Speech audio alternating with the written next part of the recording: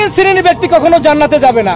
এক শ্রেণীর ব্যক্তি হচ্ছে যাইয়া যে তার কন্যা সন্তান সাবালিকা হওয়া সত্ত্বেও সে পর্দায় রাখে না। যে মেয়ে সাবালিকা হয়েছে, যে মেয়েকে পর্দা করা ফরজ, মানে সেই মেয়েকে তার পিতা পর্দা করে না, এই মেয়ে বাবা কখনোই জান্নাতি হবে না।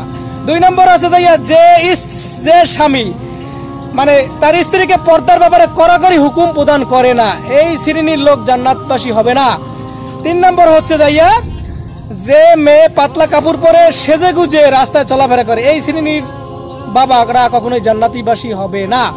তিন নম্বর হচ্ছে যে সালাসাতুল লা ইয়ানজুরুল্লাহু ইলাইহি ইয়াউমাল কিয়ামা, তিন শ্রেণীর লোকের দিকে আল্লাহ রাব্বুল আলামিন তাকাবেন না।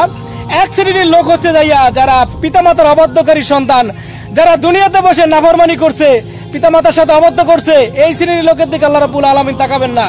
দুই নম্বর আছে দায়ুসুল আইদখুলুল জান্নাহ, দায়ুস মহিলারা কখনোই জান্নাতে প্রবেশ করবে না। দায়ুস হচ্ছে পিতার অবাধ্যকারী সন্তান, স্বামীর অবাধ্যকারী সন্তান, ভাই বোনের অবাধ্যকারী সন্তান, এই শ্রেণীর লোক। এবং তিন নম্বর আছে যাইয়া ওয়াস আলুনা কানিল খামরি ওয়াল মাইসিরি কুল ফিহিমা ইসমুন কাবীর আমান আখিরুম মিন্নাস, যে ব্যক্তি জমিনে বসে মদ খায়, জুয়া খেলে, এই শ্রেণীর লোকের দিকে আল্লাহ রাব্বুল আলামিন তাকাবেন না।